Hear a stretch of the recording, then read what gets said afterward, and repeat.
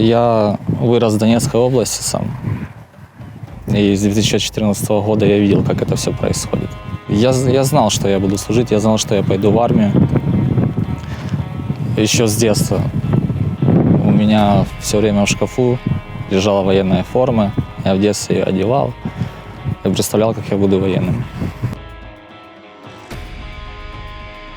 На ротацию мы зашли в конце декабря. То есть, получается, только зашли, только освоились. Бои начались еще 16 февраля примерно. Именно уже начались серьезные. Но были какие-то перерывы. То есть потом было 19-го. 24 числа там подвезли БК, мы снаряжали мины.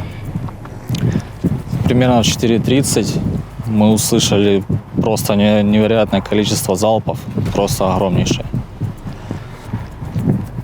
Мы сначала не поняли, не совсем было понятно, что началась какая-то полномасштабная война, или что-то это вроде. Мы думали, все как обычно, работа будет как обычно.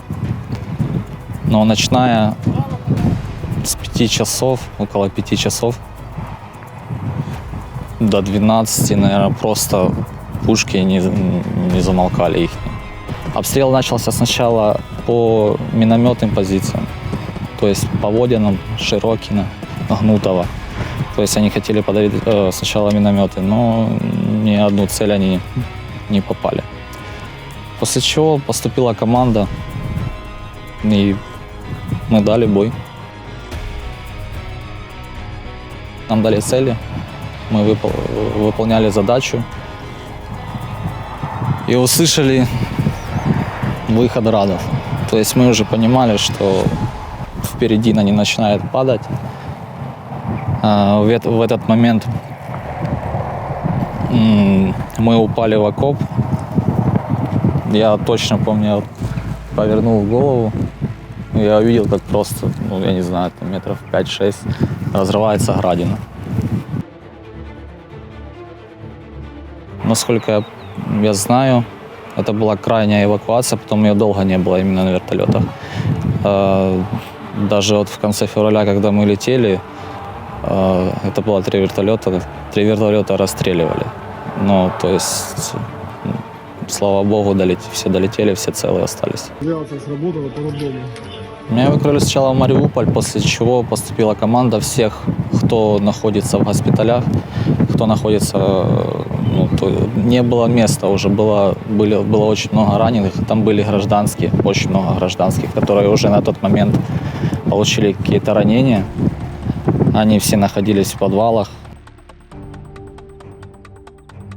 Когда меня в Николаев отправили, я ехал через Одессу. В Одессе я задержался на 1 день, потому что начался комендантский час, и я не попал в часть, то есть именно в тот день, когда должен был попасть. И в этот день в казарму, когда я должен был приехать, в казарму прилетела ракета. В мариупольском направлении, когда все началось, они просто шли. Неважно, там, я не знаю, какое количество там они оставили людей. Конечно, им все равно на людей, им разницы нет.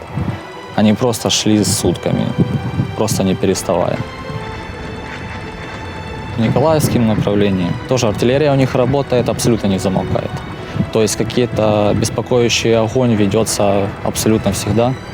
То есть, это, как правило, это минометы. Каждые 2-3 минуты выстрелы минометов есть.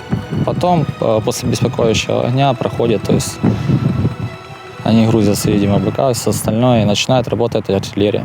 Работает абсолютно все, в том числе вертолет. За самолеты я вообще молчу.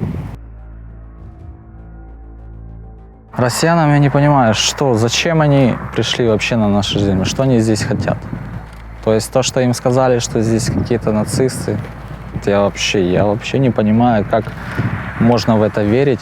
Можно верить в то, что им на протяжении уже 8 лет льют с телевизора в уши. Поначалу, когда наши люди, какие-то знаменитости, пытались до них достучаться, то есть, какие нацисты, вы о чем? Все думали, что там есть адекватные люди. На самом деле это не так. На самом деле, ну, то есть это все видно, ну, как, когда какие-то перехваты в плане звонков и все остальное. Даже их родители, то есть военные, которые уже здесь находятся, говорят своим родителям, что они здесь творят, что они убивают мирных жителей, убивают детей. Их родители говорят, что нет, вы не убиваете мирных жителей, вы убиваете нацистов. У нас есть мотивация, мы понимаем, мы на своей земле, мы понимаем, куда нам стрелять. Они не понимают. То есть то, что у них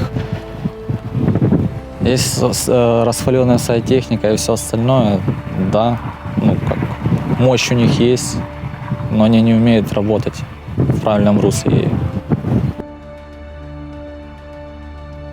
Мы проходили КМБ, я узнал о морской пехоте. То есть все там говорили, да вы что, там морская пехота, вы не пройдете. То есть нас очень много было призывников, все почти из Донецкой области. Меня это как-то зацепило, мне стало очень интересно. То есть я знал, что если такой отбор, значит, все очень круто. Мы прошли отбор. Для меня быть морским пехотинцем – большая гордость. Когда я пришел на службу, это была еще зима, я не видел, что ребята ходят в беретах и все остальное. Когда я увидел, то есть мне было очень интересно, как это заслужить, как быть достойным носения берета. После чего я прошел подготовку, спецподготовку в корпусе морской пехоты. После чего в мае я уже сдал на берет. 23 мая мне его вручили. Я вам скажу, это незабываемые эмоции. Это какой-то, знаете, как этап в жизни, ты до него идешь, и когда достигаешь его, у тебя прям душа, я не знаю, радуется. Наступний етап – це перемога.